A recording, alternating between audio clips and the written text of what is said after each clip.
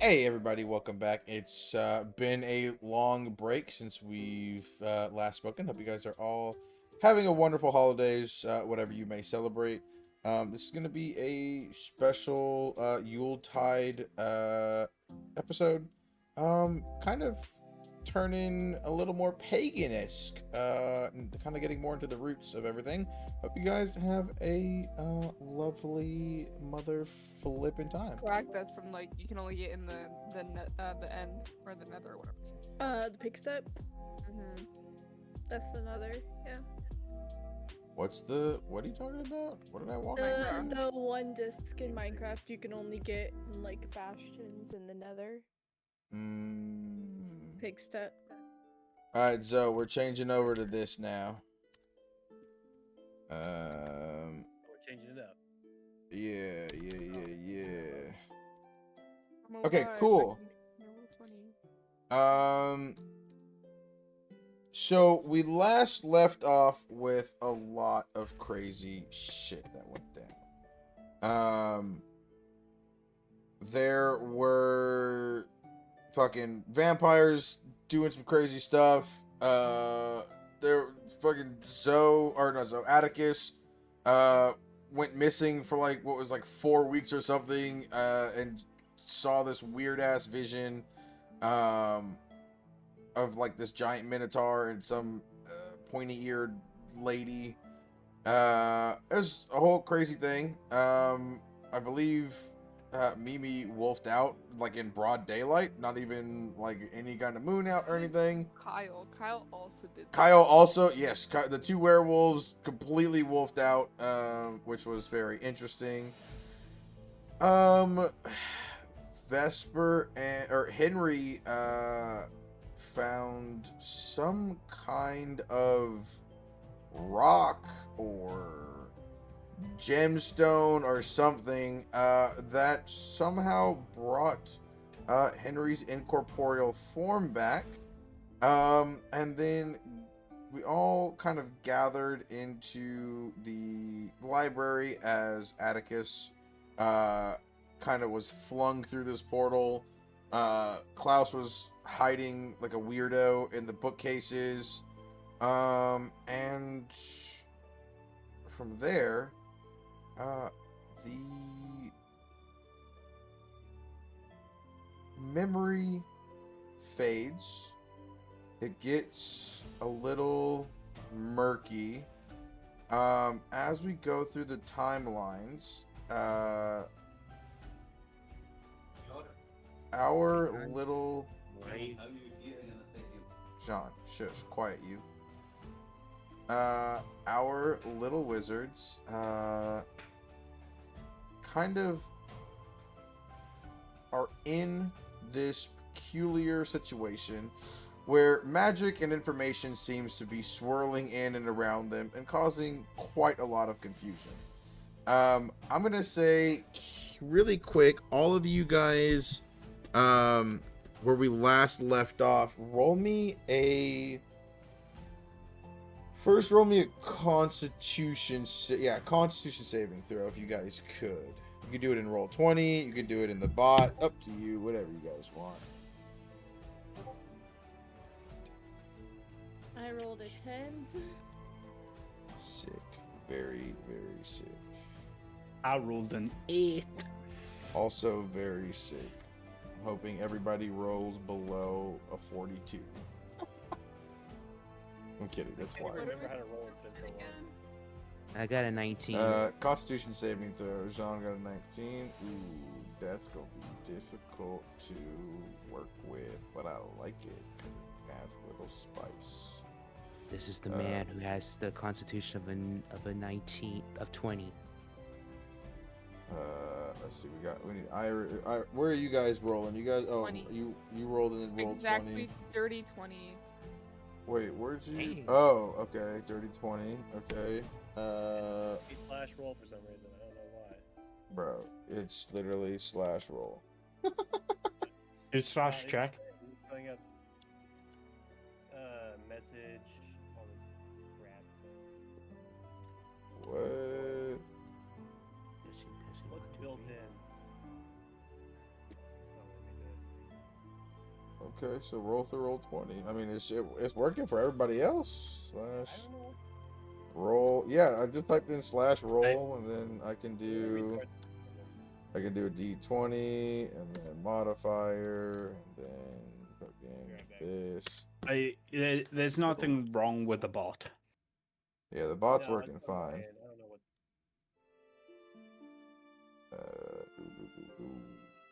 Okay, so The hell? Why you got a plus Uh, 6? no, I was just testing the bot. Okay, cool. I feel like I'm going insane. Okay, I'm actually am insane. When you type slash Okay. roll, does it not give you a giant drop down of a bunch of shit, or at least one thing? Yep, it's like not even showing up. Oh, then roll Right, 20 it what's is your- for you, my friend. I was about to say, what's your modifier? I'll do it quickly for you. Yeah. You can roll for me, guys. It's a +3. Rolls another nat 1. Yeah. 19. Dang. Okay. So that's Atticus, Bibi, and John. no, your James. character's name, James. There we go. Jesus Christ. So James, Atticus, and Mimi. Oof. Okay. Do you guys remember exactly where we left off? Like the exact scene we left off at? All Yeah. of us were in the Infirmary. infirmary, and Ghost had just apparated out, And I'm back. and we could see Henry again. That's all. That's literally what it was. You can see Ghost Henry. You said something about we could see Ghost Henry or something. I don't remember exactly. Sick. There was Okay. a- That makes there sense for was- that makes sense for my saving throw. Cool. Vesper and Klaus, you guys, do you have any abilities that stop you from being that stop you from having any I guess charms cast on you? I want to say it's like a mind altering spell. I don't think that's a specific thing. I think it might just be charms. But do you guys have anything specifically that allow you like buffs against charms or something? Via racial trait. I don't believe I do. Okay, I'm gonna check really quick. Where's Klaus? Here's Is Klaus. Klaus vampirism immune to charms? No. Well, maybe. I'm checking.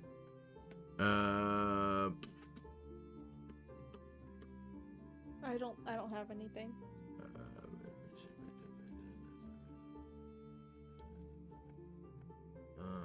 No, I don't think.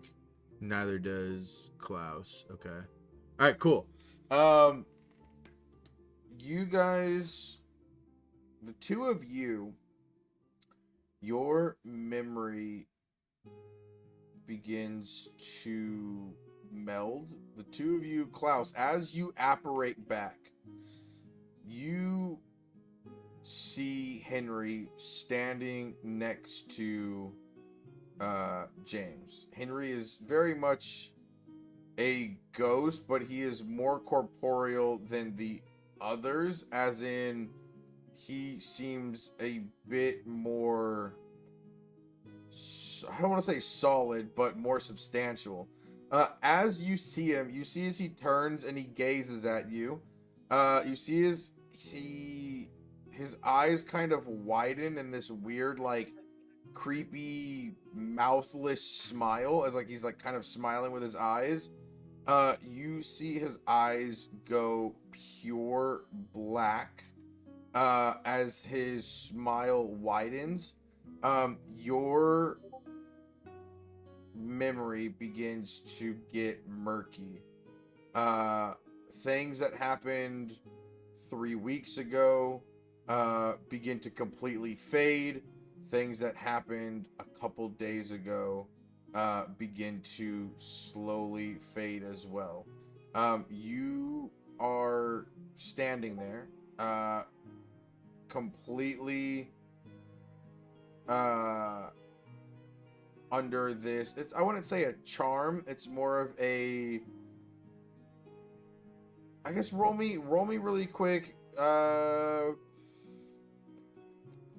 Just roll me like a history of magic if you want to like maybe see like what's affecting you, or you tell me what you would what Klaus would do in this moment of time as he begins to feel these memories slip as he sees this face. What does Klaus feel?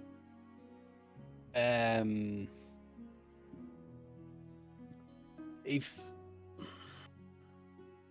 I'm honestly not sure. I think I'm really not sure.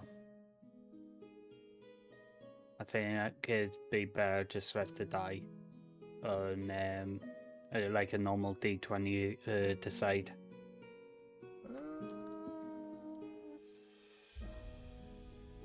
Okay. 7. All right.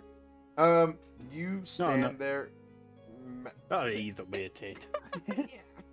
Your mouth stands there, or you stand there, your head slightly ajar. Vesper, as you're in the infirmary, where would you be standing?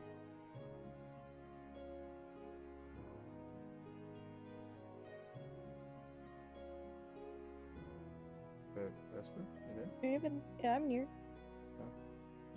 Okay. Do we have I'd assume I'd be standing somewhat close to. I don't know. I'd be standing near Fiona, but somewhat Okay. close to. Are you? Yeah, would you I'd try to be? be- Okay. Okay. So Fiona would be. Gotcha. Cool. You. So the first thing you see is you spot Henry as he becomes visible to you guys. You're the first one to spot Henry. You're kind of off at a peculiar angle where you can't really see Henry's face very well. What is going through Vesper's mind as she suddenly sees Henry appear? She's definitely extremely shocked, and she didn't know Henry that well, but she's friends with James, and Henry's James's best friend, and so she feels like shocked, but also somewhat like happy that Henry's still here to be friends with James, and she hopes maybe she can get to know Henry better, because she was listening to all those people talking at Henry's memorial, and he seemed like really nice. You, in your state of surprise, you make a connection that Henry is looking directly at Klaus. But I would say you also see that Klaus is looking at Henry, but Klaus's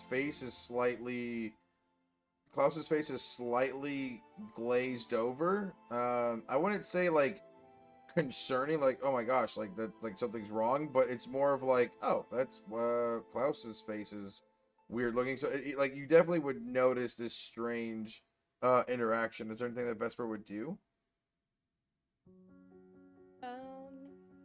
No, I think she'd see how the situation would play out. She doesn't know Klaus that well, and Klaus is the one who hurt Henry. As you let it play out, you see as Henry begins to slightly vibrate. Jean, Atticus, and Mimi, can you guys roll me a perception check real quick to see if you guys spot this?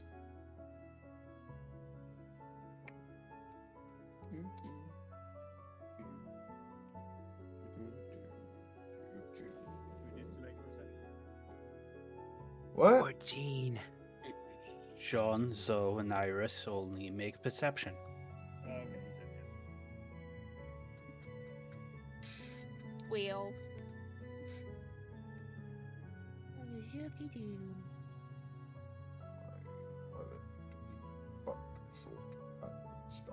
Oh my Holy god. fuck. The bot works. Yes. Hey yo! And Curse just got a nat 20. Hey yo. Hey yo. I feel like I First think nat the box. 20 There's. It's not the first nat 20 of of, the. of the year. No, it's Not not. really. Cream in the Got year. it. I got the first nat 20. I got the first nat 1. Uh-huh. The funny thing is, I got a Hey, I nat got the 20 first on my dirty last 20. perception check from the last game too, and like at the very end. Okay. So, Atticus, you spot.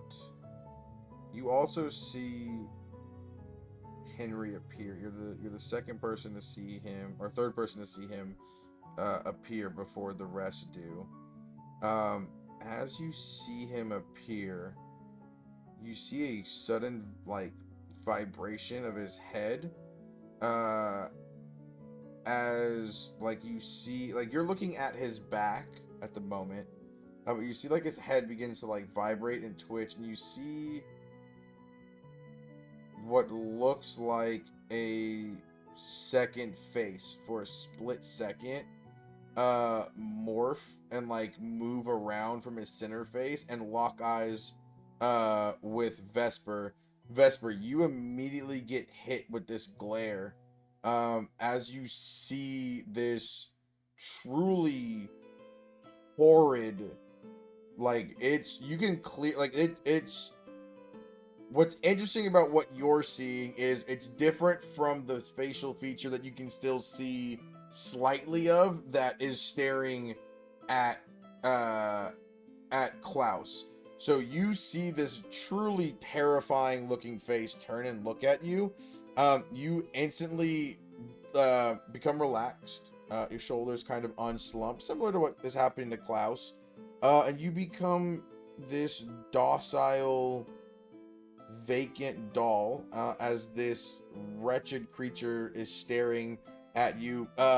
Atticus, you saw the face, but you don't continuously see it.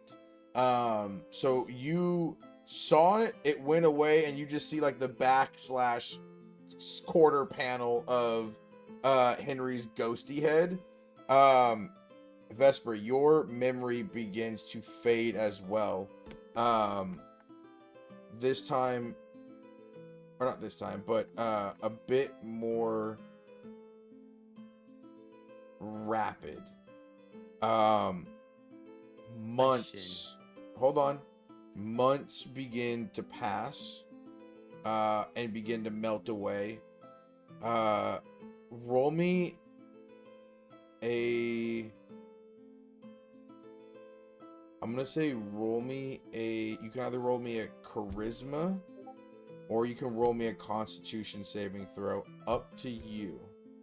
Each have different outcomes. 1 second, roll 20 is loading. What'd you need, John? Oh no, nothing. It's just like I was just asking. Is it what's the word I'm looking for? Is it lethal or non-lethal? What Henry's doing? They're still... I mean, the people are still standing around you. You guys, they haven't dropped. Hmm. Please, please, Okay. please, please, please, please. A 10 again. What'd you roll? Constitution? Yeah. That was one of the ones you said, right?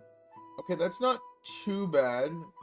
Anything below a 7 would have been really bad, so that's not too bad. You begin to forget a lot of the friendships that you made over the course of this year. Your memory becomes clouded. You watch as the memory of you winning the potion contest with Fiona slowly begin to get murky as this like black shadow ekes its way through. You get to a dark void where you see a pearl white floor, a road going out and splitting into two. There's two paths. there's a path that leads to the left and a path that leads to the right. What does Vesper do? Can I see what's down each path? Yeah, roll me either perception or insight if you'd like. Oh, thank Fuck it up. goodness. Don't fuck it up. Don't fuck it up. I'll do my best, but it's up to the dice gods. It's up to the dice gods. Please, please, please. Come on, come on. Oh! Oh! my Oh! Oh! one of The these dice. It's one of these. The dice says it all. The dice says. I can picture Ox right now, just sat there going, He's fuck, suspiciously fuck, silent. fuck. Oh my Don't god. be like this. You absolute sausage. Okay. Fuck. All right. The two roads that you see are exactly as what you look at. They're just two long roads that end at a very bright horizon. However, you spot something down the middle of the fork. There is this off-putting wooden path that suddenly you're able to see through this illusory script or not illusory imagery that seems to be blocking it. You spot a dark woods, a hallway matted into a half pipe of gnarled woods that's about 6 or 7 feet tall. Going down this hallway, you're not going down, I'm just about to say seeing down this hallway. I'll show you a picture of it. It's actually so much easier if I just That'd be appreciated. yeah, there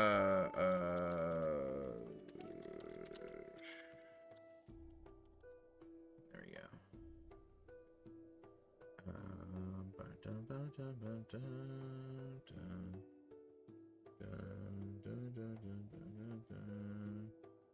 There we go. Copy image. Here. So it looks pretty much like this. Just you can see that the woods are very thorned and like it's crazy. But you see a tunnel at the end of this hallway. You now have 3 options. You can either go straight down this tunnel, or you can go down the left or right of the much brighter paths. Wake up.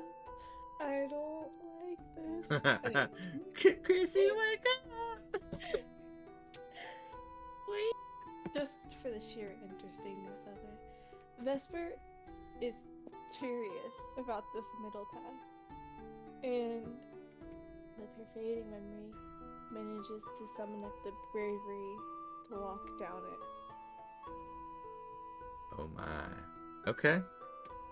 You begin to walk down the tunnel. Back in the infirmary, Jean, Atticus, and Mimi. You guys see as Vesper immediately lifts 10 feet off the ground. You feel a massive gust of wind pick up. Her hair doesn't flurry. Her hair is almost in this like weird weightless stasis as it's wildly spread apart. You see as Fiona is blasted back by this invisible force, hits the wall and is knocked out cold. Atticus and Mimi, you guys turn and look. Vesper, as you walk down, it's a nice, damp, cool breeze as you walk through this wooded gallows. As you get to the tunnel, you see that there is a small, it's about a 4 or 5 foot tall door, wooden, like, arched door built into the side of what looks to be a stone mountain. Do you wish to knock and or enter?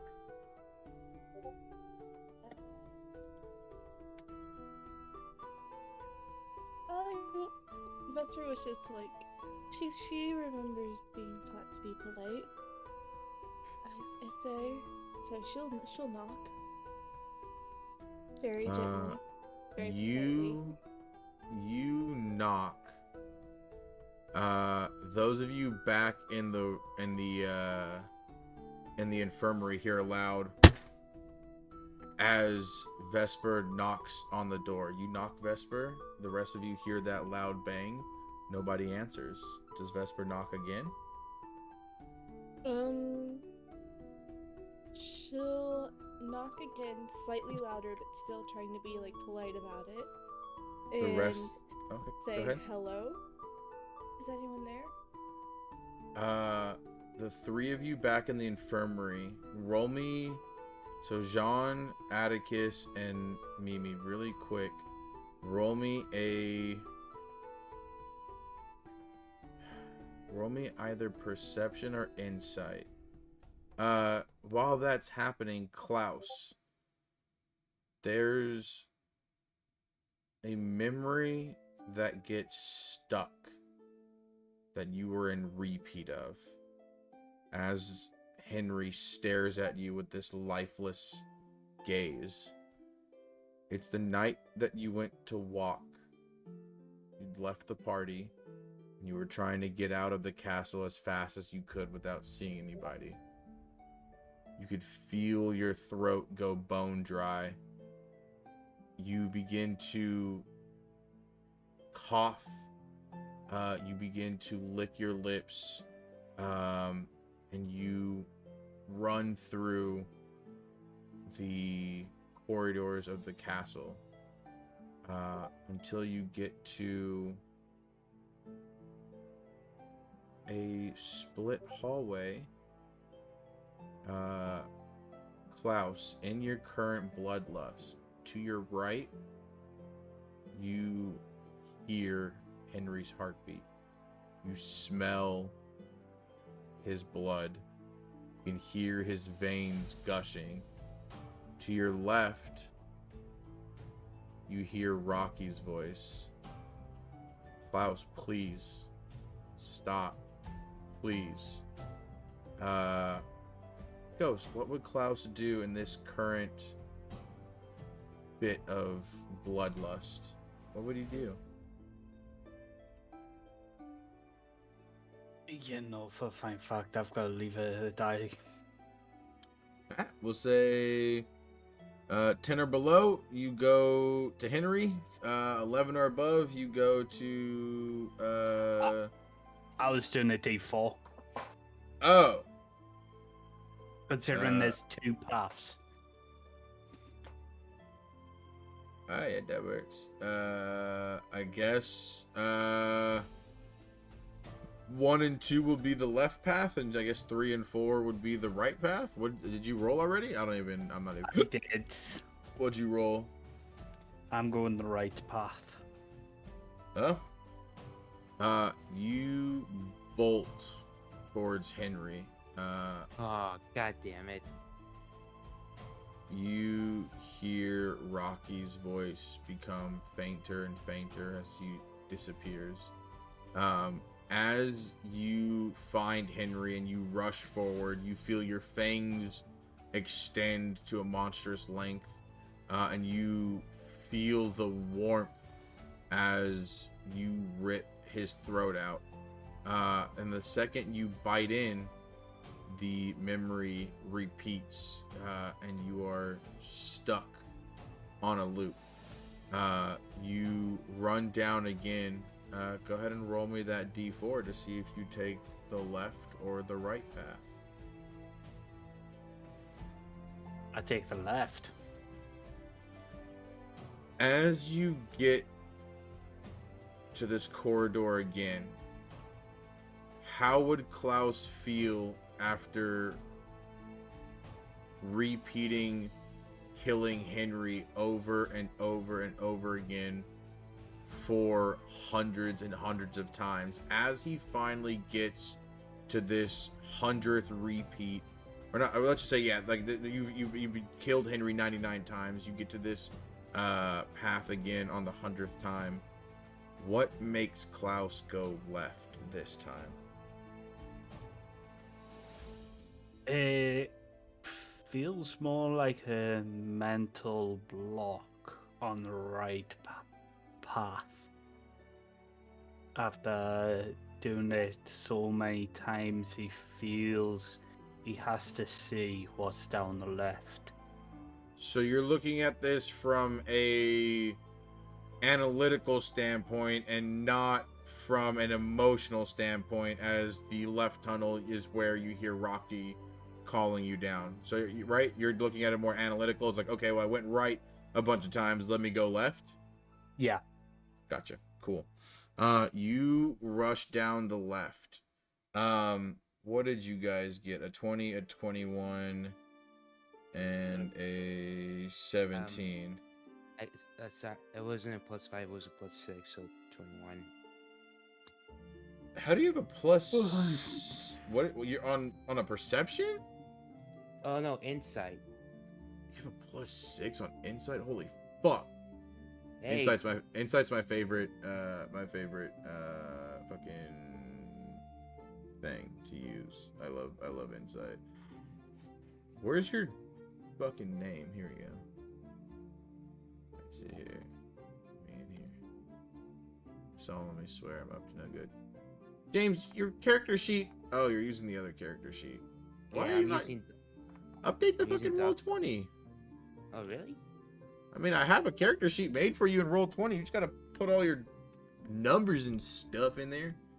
I swear I did it already. I'm looking at James, man. There's no that. Oh wait, I forgot I had an NPC named James. You fucking nincompoop. Yeah, that's my bad. That's my bad. Here you are. Insight. Oh shit, yeah, dude, you have proficiency +6. Cool. Yeah. You guys hear Vesper's voice just ever so faintly, as instead of a loud bang, as she knocks a bit louder, the clock tower rings off as it's now midnight. And you feel the vibrations, those of you back in the infirmary. James, as what's about to happen to Vesper is going to happen to you as well. So, I'm going to try not to speed by it, but it's going to be very interesting. Okay. Vesper, as you knock and call out, hello, is anybody there? The door creaks open. There is pitch black in this area that you're looking at. 1 second.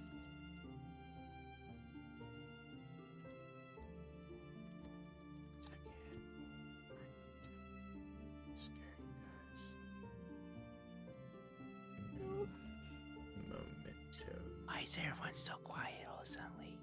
I don't know. Max, what happened to my wholesome Harry Potter campaign? I think I started. I know. That's the question I ask myself every day for this campaign. Groundhog Day with Klaus eating us all. Hey y'all, remember when we were having fun in a potion class competition? Yeah. Vesper, you see as this pale white hand reaches out of the darkness as the door opens, grabs you by the front of your robes, and pulls you.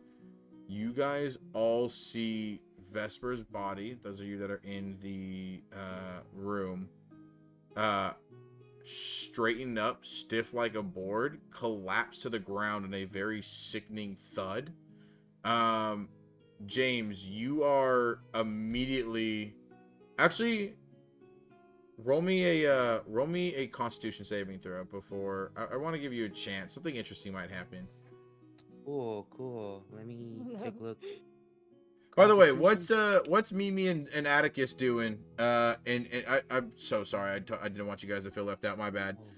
What is Mimi and Atticus doing as two of your friends are unconscious, kind of, sort of ish, because Klaus is technically still standing up, and then all this stuff is happening. What are you two up to? Like, what's y'all's reaction? What is the mood in My- the room like? Vesper's like out, and what else is happening? Jesus Christ, so I'm going to literally kill you. I'm going So, to here we go. absolutely kill you. Vesper's on the ground, unconscious. Ghost There was slash Klaus Thing, I literally just, just like, wanna know standing what there in the middle of the exactly room, the scene looks frozen, like. looks Paint the scene. unconscious, but's not. Zoe, I don't know how you want me to paint more of a descriptive scene than I've already painted. That's 30, physically impossible. 30, 20. You got a dirty 20? Okay, cool. All right. Perception or- No, you never mind. Mimi, what are you doing? Mimi's just very confused and concerned for her friends about what the fuck is going on, because nothing's happening to her. It's everybody else. She doesn't see anything, and then like she goes over and tries to like nudges Vesper, I guess, to try to see if she can wake her up, if she's okay. Vesper's eyes are, you walk over as she looks like she's been hit with a Petrificus Totalis spell, if I'm honest with you. Her eyes are wide open. It looks like she's been hit with a Petrificus Totalis spell. Like, to your eyeballs, that's what you think. I mean, just looking, that's what it would look like happen. Because she's like stiff as a board, arms are snapped together, legs are snapped together. She's kind of like, she's just planking, like she hit the floor backwards, and her eyes are like wide open. She's doing the blinking challenge. Yeah. This is the trend for the Mimi is old. now extremely concerned about what the fuck is going on, and just keeps trying to nudge her to wake her. Like, you good? You good? Hello, Vesper? James, go ahead, Atticus. What's up? Yeah, he's gonna go over to Vesper and see if he can revive her, or see if he can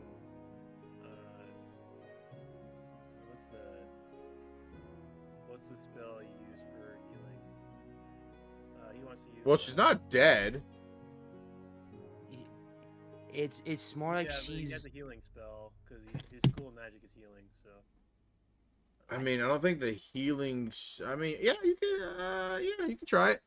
Okay, as the two of you walk over, James, on that 20, something bad was about to happen. Something very, very bad to you was about to happen.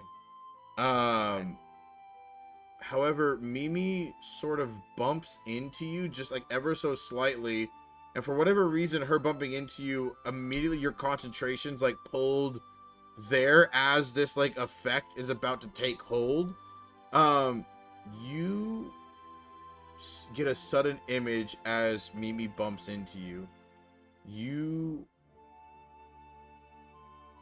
are looking at, it's hard to explain. You're looking at Vesper in this dark room that's lit up by this moon light. It's like completely dark. You see this moonlight. She's sitting in the middle of it. You can see her. What does you're not in your body, but you can see her. What does James do? And okay, so I see Vesper, correct? So Yes. my initial thought was just James responding, Vesper, are you okay?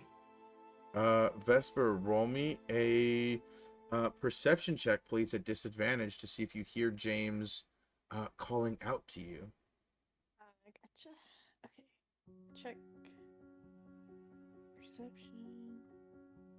Modified disadvantage, you said? Yes, at disadvantage. Poor Flavor. 7. Oh, You can't hear, James, because a sudden crashing of what sounds like trees around you. You see coming out of the forest as the moonlight kind of erupts from these giant stag-like antlers. You see this walk out in front of you, Vesper, and sit down about 10 feet away from you, and slowly its legs bend backwards, snapping in reverse at the kneecap, as you hear the hips pop out, snap, and contort as it literally flips its legs inverted and then crosses them. What? Huh. Yeah, James, both of you are in this scene right now. So James and Vesper, I mean, well, Vesper can't see James, but James, you can see Vesper. So you guys, you can try and I mean, well, James would have to initiate the interaction, but James, you can also interact within this scene as well. You can try and help Vesper. You can try and talk to this thing. You can you still have full ability in this scene. Yeah. Also. Okay. Can I cantrip if possible luminous Nox cantrip? Are you trying to create light or are you trying to dim light? Dim light. What light are you trying to dim? Are you trying to dim the light coming from this thing's antlers, or are you trying to dim the magical moonlight that is beaming down from no moon? I want to say the no moon. Okay. This is gonna be it's gonna have to be a custom roll. Okay. I'm gonna need you to roll me this what do I want to call this? Roll me a d20 and add your strength modifier and your proficiency bonus to the roll. Do you want to know the DC, or do you want me to keep it hidden until you roll? Give me the DC for it. The DC for this is 25. Wow. Does Atticus see this creature? No. No, you're not seeing this vision. This vision occurred because he's passed the saving throw, and he didn't immediately fall unconscious and end up in the same scenario as Vesper's in currently. He's like in a in-between world sort of thing. You guys are trying to get Vesper awake. I'll say, I mean, is there anything you guys are trying to do specifically? Zoe, or Atticus, you said you wanted to cast that spell? Yeah, I clicked on it. It should show up in the chat. Okay. You cast it. It's very difficult because it's trying to control like the no moon, but like impossible. You cast the spell. She's not unconscious. Her eyes are wide open. Jean, what'd you roll? I rolled a 16, so it's like James trying to Oh, you like rolled it in there. yeah. 16. Okay. On a 16. What? Yeah. Go ahead. What are you trying to do? I'm trying to. Well, I'm gonna say dim the light as like the color of the. I want to say the Ravenclaw. It's Oh, fuck. You know what? I like that. Fuck the DC. That is fucking Vesper. All right, Vesper, I'm going to give you. Okay, this is going to. I'm going to say this gives Vesper. hell yeah. This is going to negate her disadvantage. You're just going to roll flat. Vesper, you see as this light illuminates from this like random spot in the darkness somewhere off where you see, as this like little light illuminates, you see these like decayed, gnarled trees. Like you are in some forest that's so thick that light inside itself is not like getting through, but you see this light begin to start in the distance, and you see as the moonlight that's beaming down, although you can't see a moon, you see as it begins to slowly change this iridescent form from like purplish, whitish silver to where it's like a full mixture of like purple with like like twinges of like black and like a deep blue. You instantly recognize that this is Ravenclaw colors. Roll me your perception check. I Come on. can do. Come on. Come on. Come on, Come on. come on, please, please, please, please, please. Oh, yes! 31! Yay! What does that Wait, mean? what? Oh shit, no way. Wait, what'd you actually get? A 21? Why don't Yeah. we roll it? Damn it. Roll it, roll in the I mean, you don't have to roll again, but let's start rolling in the dice roller again. Because I keep looking in the wrong Oh. spot. Sorry. Okay, 21. I Okay. just go by a previous message to follow the channel I'm in. You Channel? Because James rolled in that channel, and I was like, oh yeah, this is where everyone rolls. I didn't know you could roll in other channels. I've never tried that before. No. on that 21 perception, you obviously spot where the source of this spell originates from, but as you do, you see this incorporeal form of James. It's like he's there, but it looks like he's a ghost, but you see he's holding his wand. Atticus and Mimi, you guys see as James has his wand out. He's not unconscious, but you do see his eyes are rolled into the back of his head. He's not convulsing, he's not seizing up.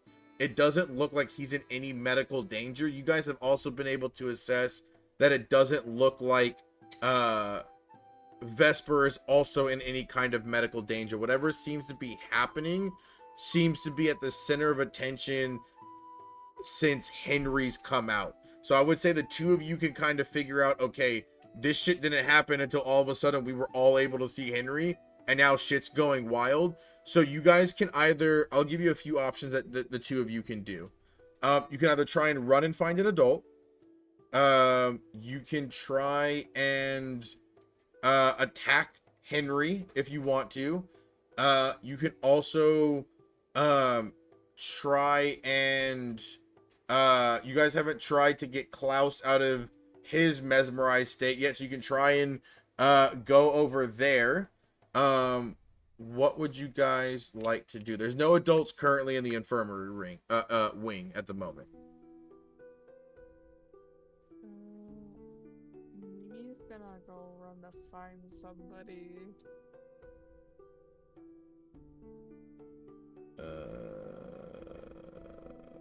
Whatever adult she sees first. You take off?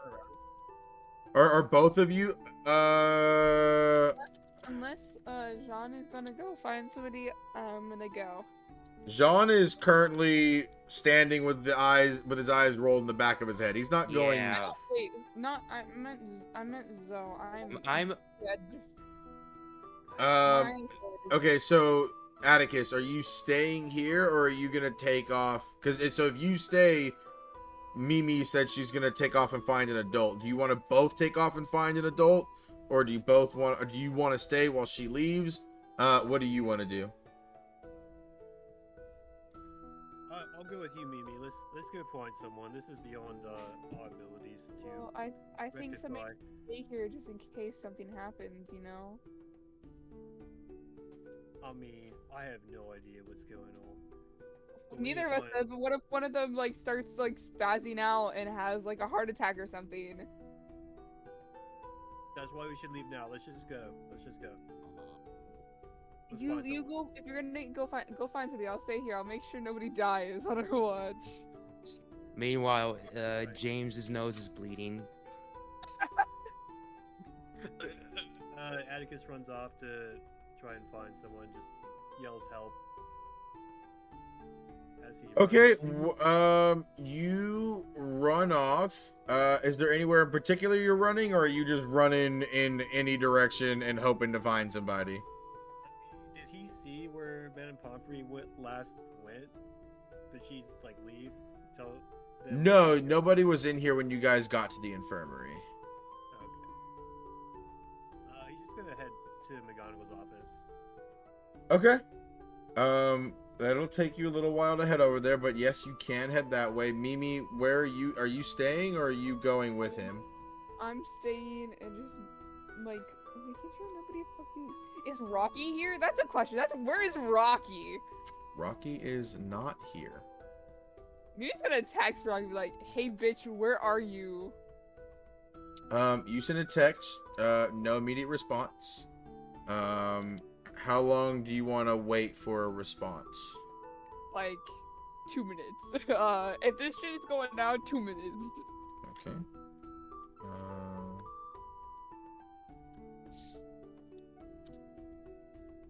2 minutes. Okay, a 64 and an 18. You send the text, you don't get a response back. The second minute, as it's halfway through, you get a response. Or you not a response, but you get a text from Kyle. Hey, you see just from like a little ellipsis thing. It says, "Hey, I saw," and then dot dot dot. Do you want to open up the message? Yeah. I saw Rocky running with a hooded figure to the Forbidden Forest. Is that you? Are you guys good? Just say no. Please follow her. You don't get a response back from Kyle. Klaus, heading down the left corridor. Rocky's voice gets louder, and gets louder. This hallway seems to go on forever, much longer than the path it took for you to get to Henry.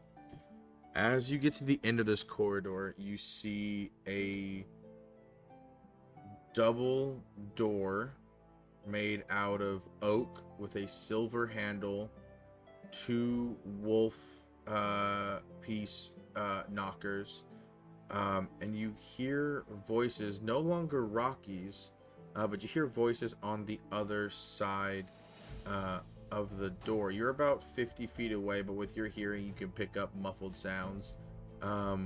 What does Klaus do? He approaches the door and attempts to open it. Oh, you're just gonna straight up open it? Attempt to, yeah. I mean, there's no attempt. You can open. I mean, you touch the door handle, and it's like you could just open. Do you want to just open it? Yeah. You open it. Down below you, maybe 120 feet away, you see Vesper, sitting in front of this truly massive. This thing sitting in front of Vesper is like probably the size of like a small building. It's fucking huge. But you see Vesper sitting there. Yeah, what do you do? How far away? I'd say like 120 feet. You purposely said 120, so that total just dropped down, didn't you? Huh? My thought was to just walk forward and drop down. I mean, But you if I'm gonna can. take damage, That's I'm not going to. 20.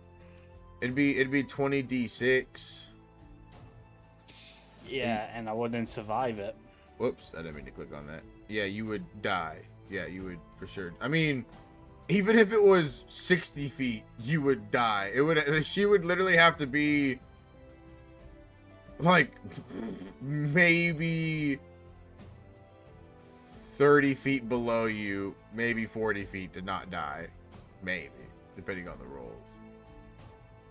Yeah, off my screen. I'm trying to fucking look at spells.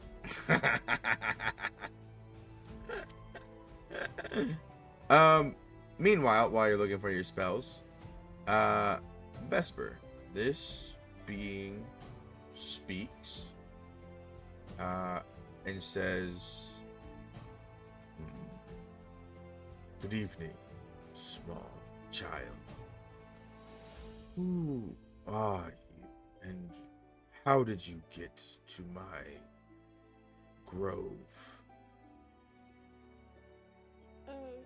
Ryan, sir, quick question. How much do I remember about the infirmary? Because you said I lost my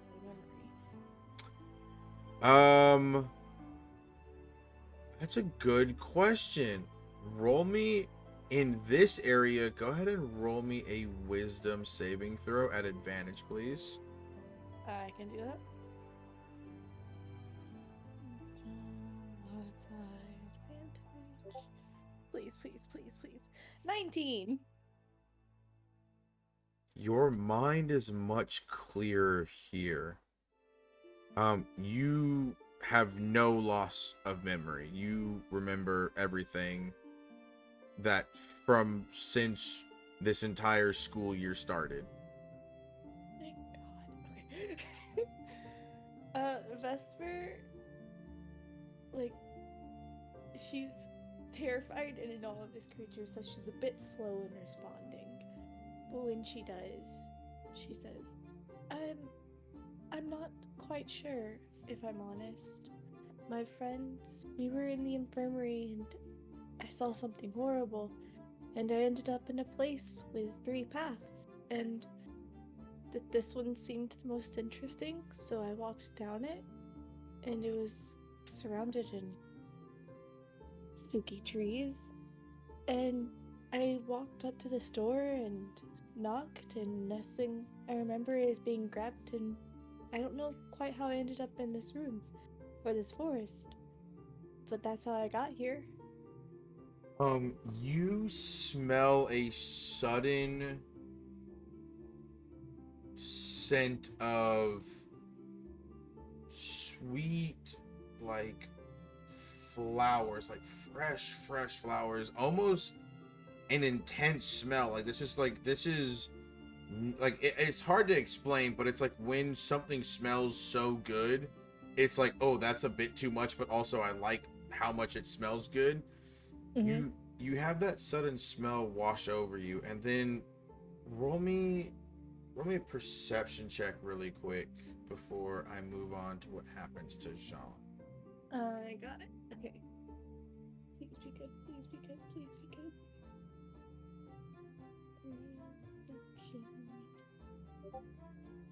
Am I? Oh, There's 7. Oh no.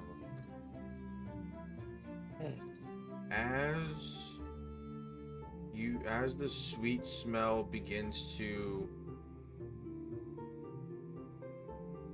dissipate, you get a slight scent of like freshly baked bread, but ever so slightly, not overpowering, just barely noticeable. But you get a little scent of baked bread. Jean, it begins to snow around you. Little bulbs of yellow, green, red, like blue and white fire. It's like tiny little bulbs, maybe the size of like a hand, begin to dance around you, and this large creature speaks yet again, voice booming throughout this I got it. void of a forest. Do not hide, young one, for I Umberlee see all. This is my grove. Come. And you see as this spectral hoof ejects from this giant being as it begins to transform from hoof to paw to hand. Mimi, you see Jean rise off the floor as he begins to levitate. You also feel a sudden gust of wind. You also get that sickly sweet smell. Like, it's so sweet that it kind of hurts your stomach a bit, but also it's just like, really good. Because you are part werewolf, or you are a werewolf, roll me a perception at advantage because this has to deal with smell, and you have a very keen sense of smell. Okay. Ghost, did you figure out that spell yet? The one I'm gonna use is Specialist Revelio. At advantage. Iris. I know. It says 13. It did. Sorry, it didn't show you. It's not much of an advantage. Dang. This is DC. Well, the DC was the DC wasn't. It was only a 10. Oh, so you won. Iris, you smell decaying meat, rotting flesh. Like it's pungent to you. If it wasn't for your keen sense of smell, you probably would have just like mistaken it as like, oh, I'm just in the infirmary. Maybe someone threw some rotting food away or something. But this is gamey. This is like Horrible. Gamey. it's, yeah, but here's the thing. On that 13, because of your sense of smell and your particular perspective on it, this smells like the scent of prey. However, your instincts scream this is a predator above predators. So like, while you're able to like distinct that, you turn and look as you follow the scent sniffing up. You see the wind is the current is following as James is literally being lifted in the air. You see as his legs snap shut, his arms snap shut. He falls and hits the floor on his back, same as Vesper. His eyes fly wide open. James, you are grabbed by this spectral hand, pulled from the void into a somewhat incorporeal / corporeal form, and placed next to Vesper. And this creature stops for a second. You tap your wand on an object or area, revealing magical influences if it is a magic item. Or so you have to touch something. What are you touching? Ghost. Your spell is a touch spell. So you'd have to be are you casting it on the door, or you want to step back, close the door and cast it? What are you physically touching to cast that spell? I'm basically touching the door frame. Okay. Your spell reveals that this door specifically is a portkey.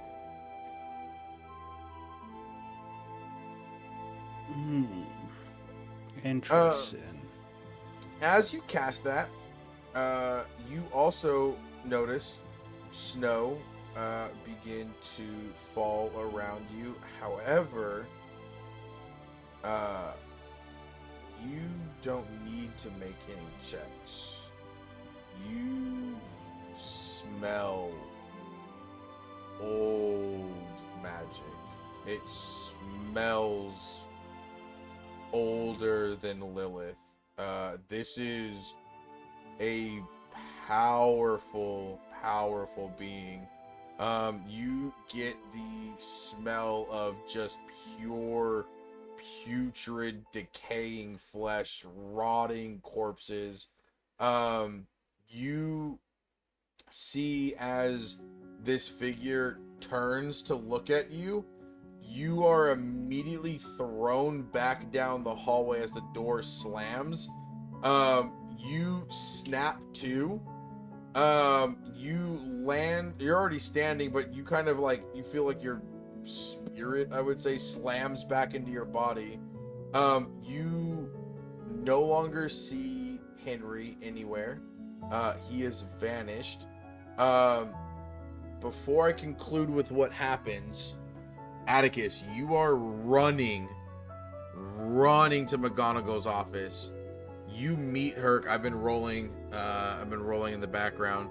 You meet her after about 15 minutes of searching. Like, you are trying to find her. There's like, it's dead of night. Not a lot of professors are around, but you run into her. She is out of breath. She has been sprinting. She looks at you wide-eyed and goes, "Oh, Mr. Xanderfe, why are you out of bed at this hour? Why are you roaming the castle?"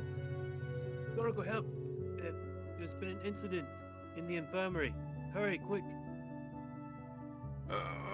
She looks at you. She doesn't move right away. I mean, do you want to explain, like, what happened? Or do you, like, she doesn't immediately move with you as you say there's been an incident in the infirmary. Vesper's been paralyzed. Klaus attempted to apparate? I'm not sure. But shit's going down. You see as her eyes widen. Roll me I'm gonna roll, and I'm gonna tell you what you have to beat, for your perception.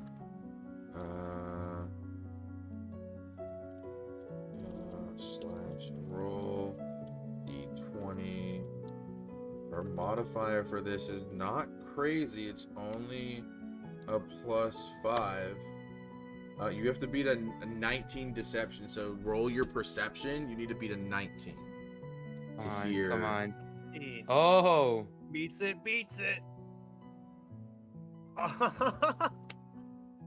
Oh.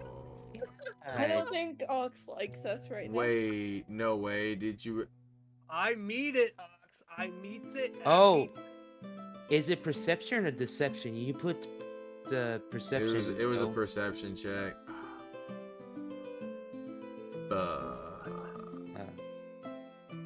All right. Well, you hear her whisper the name Aron. Aron.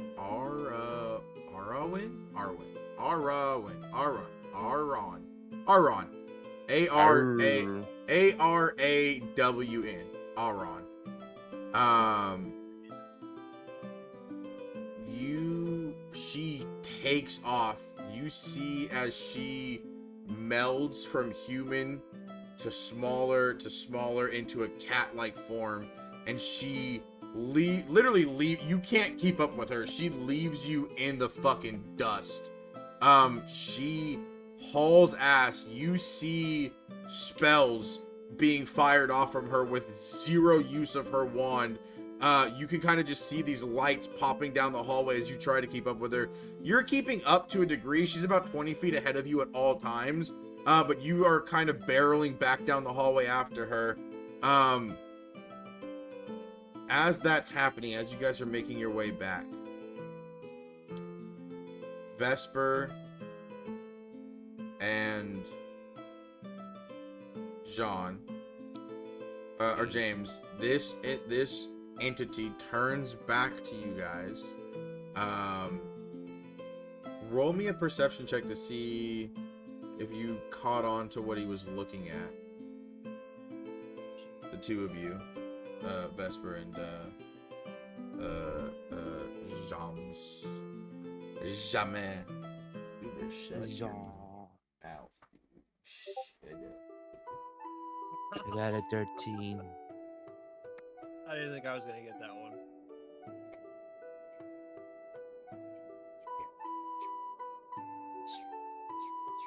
Oh, hey, 13, 13. 13 and a 13. Okay. Wait, sorry. What was I rolling? I didn't realize I was muted. Perception. Oh, sorry. That's the wrong one then. Or just add your perception modifier Oh, that's true. to the That's true. 13. So that'd be, I believe, perception is that's proficiency. That's a +5, so that's an 18. Oh shit! Dang. You spot at the last second. You could have swore it looked like. I mean, you don't really have 120 feet worth of vision, but you could have swore you saw a person standing 120 feet in the quote unquote sky, before the person or the thing or whatever it was disappears. This thing turns back to you and says, to the two of you, there is very little time. I must explain something. There is a eternal flame that is bound to you. As you see this like bony finger point at you, Vesper. Its eternal flame seeks to consume all. And he kind of shifts his gaze a little bit. Granted, again, he's at the sides of a house, so shifting his gaze is like just sort of slightly to the right, and looks at you, James, and he says, "The fire will scorch you first. However, should you sacrifice yourself, you may become the holder of the flame." And as he says that, McGonagall, Klaus, you snap too. McGonagall bursts in. She casts a spell. You see as this fireplace in the infirmary erupts with this log that forms out of thin air. As the fire roars, the smell of cider and pine begin to permeate through the infirmary. You guys all snap too. McGonagall looks at all of you and explains that the mythical creature, the one that they call so Atticus heard a different name. Vesper and James also heard a different name than what's about to be said. McGonagall says that the Yuletide Demonborn is not myth like the storybooks tell him to be, and that the school has to revert to old magic and remedies to keep something this ancient out of the school grounds. You see as McGonagall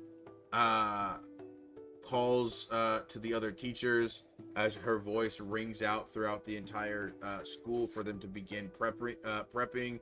You see Madame Pomfrey runs in and she goes, "He's early. Why? We don't do precautions until like mid to end December." The memory fades as you guys are attending classes. Life goes to normal after this crazy event. The rest of the month is very uneventful. You guys can now learn a second first level spell, like a cantrip. So whatever, you can pick one more first level spell. and you guys can cast that as a cantrip. Up to you. I'll let you decide as you guys go through classes. Friendships are strengthened. I would say Jean and Vesper, after that encounter, as things have kind of normalized and crazy shit not happening on a consistent basis, you guys are you and Fiona are a very tight-knit group. You guys have been acing your potion club. You guys have all been invited to Slughorn's private parties. You guys have also made his little celebrity board as the best potioneers in the club that he's had since Severus Snape was in there. So you guys are held to very high esteem as your bonds grow really close between the three of you. Vesper, this leads you to also, instead of looking at infusing your bread spells via your wand, you are now casting the spells and then infusing potions, whether on top of it like a garlic butter or something like that. But now I'll say any bread any bread that you conjure, I'm not mistaken, do you already give health for the current spell that I gave you? I don't honestly remember. No, the only thing the bread spell does besides conjuring bread is I can like roll to make it stale and throw it at an enemy. Gotcha. Your bread now, if eaten, if one of your allies is actually I'm gonna say yeah, if one of your allies eats the bread that you conjured, they are able to regenerate 2d4 plus your let's see here, 2d4 plus your wisdom modifier, so it's 2d4 plus 3. So if you want to write that down, sorry, I kept moving your screen around. So you guys are doing that over the course of the month. James, can you roll me? I'll let you pick. They all have different outcomes, so I'll let you pick what to do. You can either roll a history of magic. You can roll an investigation. Well, I would actually say no. You would either be able to roll history of magic or Muggle studies. What would you? I'll say you have advantage on this. What would you like to search up? You can either look up your family's lineage in a wizarding aspect, or you can try and find your Muggle family. I'll leave it up to you.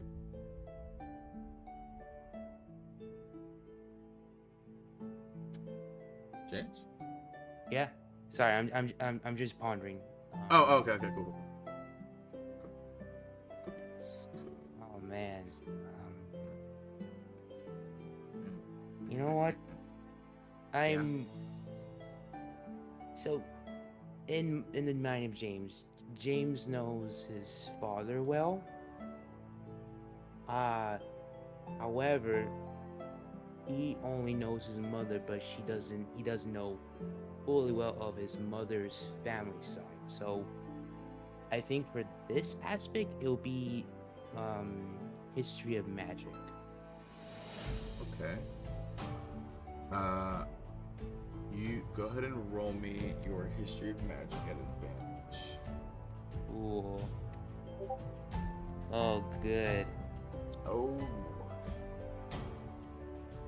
Good thing it's at advantage. You say that, but... I do see. Oh, 16. Okay, a 16 is not too bad. That's still really good. On a 16, you're able to find that your mom had always been a very exceptional student at Bowbatten, but it also turns out that her mother, which is your great grandmother, or which is your grandmother, was the head mistress for Bowbatten at the time that your mom had originally attended. Your grandmother didn't take, your grandmother's maiden name isn't Grindelwald. She took that name. I would say on that 16, you're able to find up to your great grandfather, whose name is Eugene Grindelwald. That's the furthest back that you can trace your name at the moment, but you have it's not necessarily a dead end, it's just you found the end of that road, and there might be something once you kind of look into that person specifically, and kind of go down that path. Yeah, James like discovered that he's like, oh my god. Let's see. That's this is amazing news. Up next, Klaus. As this event has transpired, your memory has still been slowly coming back. It's not fogged, it's not like gone, but bits and pieces are coming back in. You find a third-year spell book that was donated to the library for those that aren't able to afford them, and you catch a spell called Expulsio. I'm gonna say, go ahead and roll me because that's a third level spell, the DC is a 28. You would need to roll me I'm gonna say it's gonna be a custom throw. This is going to be a magic wielding throw, so go ahead and roll me a d20, add your, what is Expulsio? What is that spell specifically? Level 3. Expulsio. Okay, go ahead and roll me a d20, add your constitution modifier, which is +3. So you would, I mean, the only way to do this really is to hit a nat 20. Yeah. No. Okay, it's something that I wouldn't take it as Klaus would be disappointed. It's more of just, this is more advanced magic, like I said, or like you guys have to remember, you guys are still kids and things like that. So I mean, you try the spell, it kind of fizzles out, but it's like, okay, I know the basics of it. Well, once I get into third year, I could probably like learn and get better at the spell. So it's not like, oh, you're never going to be able to cast it. It's just right now you're not able to. But your relationship with Rocky begin to brighten up as crazy shit has kind of calmed down. You've been able to grow closer with Mimi and Rocky. Kyle's kind of been hanging out a bit more. But as you get that nagging feeling of you had lost something in particular, you trying to retrace your steps of that silver book that had the name Merlin literally etched into it, not by magic, but by a physical tool or an etching tool. Roll me if you're looking for the book specifically, I'm gonna say roll me We're gonna do a memory check, so it's just gonna be a d20 plus your wisdom, plus your proficiency, or plus your proficiency modifier. I'm gonna say roll me that at disadvantage because your memory is still pretty hazy, and then we'll go from there. So +4.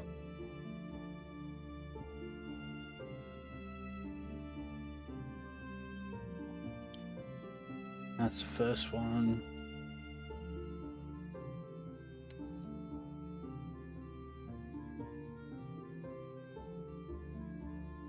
Seven.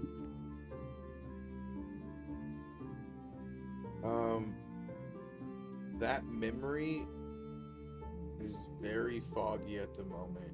You can picture it's somewhere dark. You get the tactile sense of there was moisture in the air somewhere, but you can't really remember much more than that. But as the month continues, your memory becomes clearer and clearer. That one, however, does not come back for some reason. That one stays cloudy. You know it's damp. Your skin remembers. You remember the feeling of it, and you know it's somewhere covered because the smell. There's a certain smell about stagnant air. So you just have these tactile senses. You just don't have a mental image of a location or anything like that. But the time progresses. Mimi, as Klaus and Rocky sort of begin to spend a little more time alone. Also, by the way, just really quick, guys, I'm just gonna. Do you guys all want individual birthdays, or do you guys just want to be like, oh, we had a birthday when you get to the next year? I'm just curious. Unless somebody wants to plan these parties, no thank you. Okay. Anybody? Do you guys just want to be like, oh, we're year 2, we're 12 now, woohoo? Or do y'all want to have like actual like? I'm on the same page as Iris on this one. Alright, that's 2 for 5. That's 3 perfect. Alright, cool. Maybe like a little mention of a party, but like no parties. And I'm cool with just having can a have, birthday like, For between- me, the parties are for the every parties single are the parties are fine. It's more of just I didn't know if like, oh, you want your character to be turning 12 February 18th. Like I just needed to know if you guys wanted specific dates. But if you guys are cool with it, it's I have a date for Mimi. It's just that I didn't know if anybody really wanted to do that shit. well, it was more for just like if you want it. So the idea is, do you guys want to all go into the second year at 12 years old, or do you guys would prefer some be 12s and some still be 11? I guess that's kind of the question I'm asking. It's up to you guys, I guess. What? I don't know. Yeah, so Like I I mean, to I'll think say- on that. I mean, we would I mean, I was- celebrate our birthday. It wouldn't be all like on the same day, so. No, I it would mean- be. So my thought process. Here's what my thought process was. Is like, okay, cool. You guys start year 2. You're all 12, but you tell me eventually in the campaign when you turn 12. That makes sense? Yeah. That makes sense. I'll Okay. can I I'll say it first. So James. I will. Just really quick before you say that, I will say, try and make your birthday within the next 3 to 4 months, if you can. Oh, I've okay. already set Mimi's birthday, and it's like in. I was like, Wait, what month are we in? In the We're in campaign? January, homie. January? Oh, perfect. That works So out. like by March or April is when I'm saying you should have your like birthdays. birthday when I said it was June 21st. So Okay, so I can change it, The- but that's what I had it at. The birthday I was thinking for Klaus is already passed. only reason why I say is because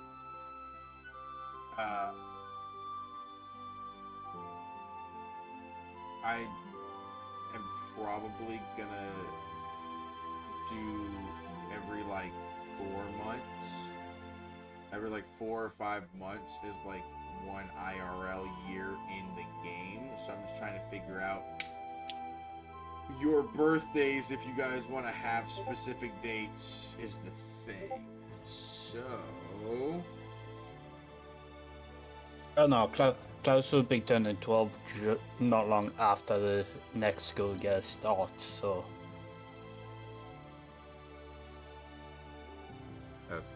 okay, so we could say everybody would have a birthday. If you guys can pick a date between Easier, so it's a summer birthday, so you don't have to worry about it. oh, I mean, okay. I mean that would make I would more still just say, if you can, just tell me a month. It doesn't have to be the specific day. Just tell me the month between now and February, March, April. Between now and May. Give me a month between now and May when you're going. I've got Vesper. I got yours. Just DM me what specific month between now and May you want your character's birthday to be. Okay, cool. Let me hop back into the other things that I needed. Who was I talking to? I was talking to I just sent Mimi, right? that to somebody random on my Discord. That's great. So smart. Zoe, that birthday is not between February and May. You might want to look at a calendar, homie. I don't think it mattered. I was just choosing a random month. I said a month between between February and May.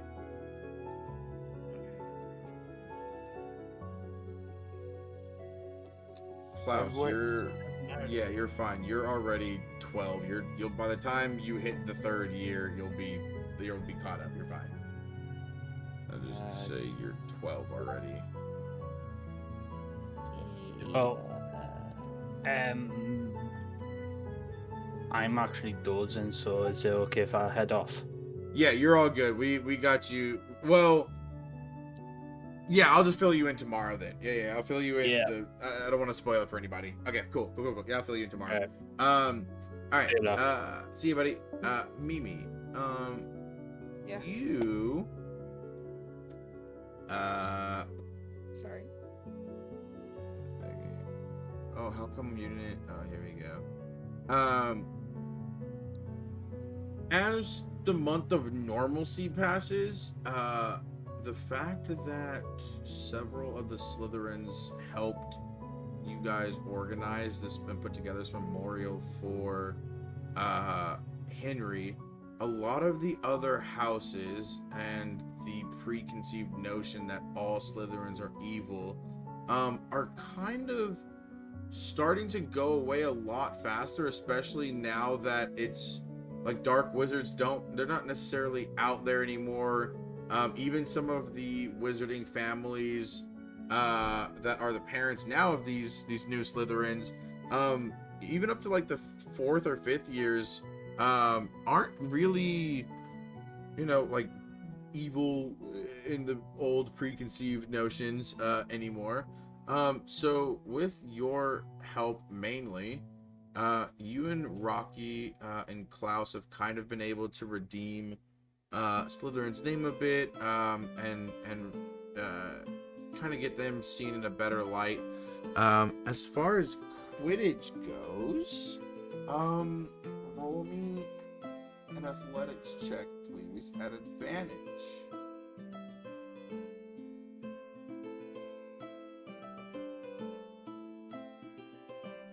What at an advantage?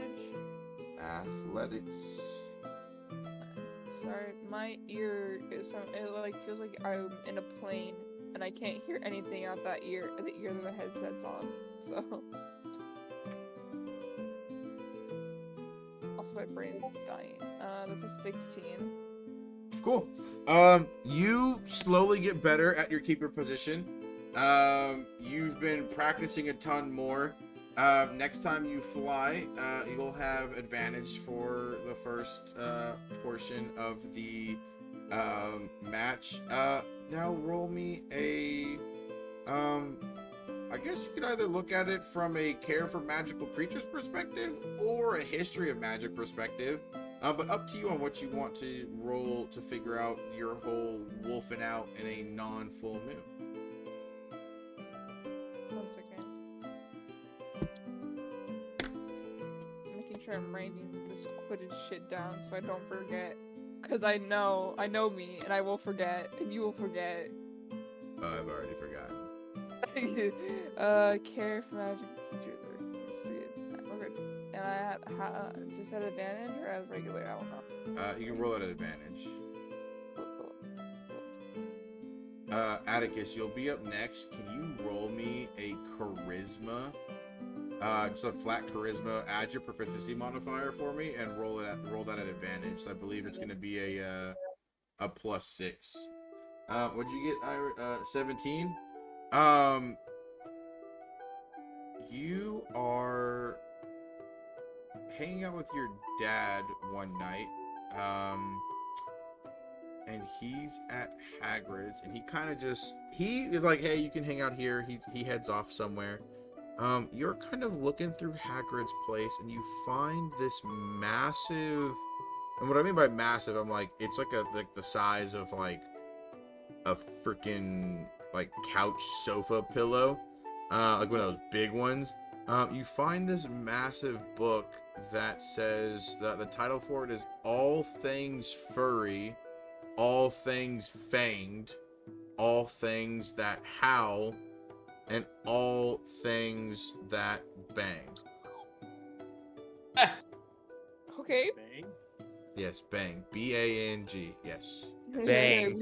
Out of Vegas. Uh, Bang on. Bang. Not like bang, like banging, but like bang the sound. Go bump in the night. You find that book, and on your 17, I'm gonna say that 17 found you the book. You don't know yet. You're gonna take some time to study it and read it, but this is what looks like a quick flip through, a massive tome of like werewolves, these creatures called chupacabras. There's creatures that are like this weird like bear with a human face. There's like all of these creatures that you're flipping through, and you see illustrations. This looks like Hagrid's personal like monster manual, I guess, of like all the things that he's seen on his trip or that he may have raised. So you now have that book in your possession. On your 8, you got a 8 plus 6, so 14. On your 14, you've definitely have gotten closer to Lily now that things have calmed down. You've been able to actually interact and behave like a child and act like a child, and just actually have normal conversations. However, over the course of the month, it's not much of a success, as if you are trying to get close to her in a relationship way. She definitely at the moment sees you very much as a friend as you guys sneak through the castle. She knows all of like the hidden corridors from her older brother. You guys definitely get up to some mischief. Your friendship definitely grows. You definitely have, I would say, now an ally with you in certain situations if you guys are together.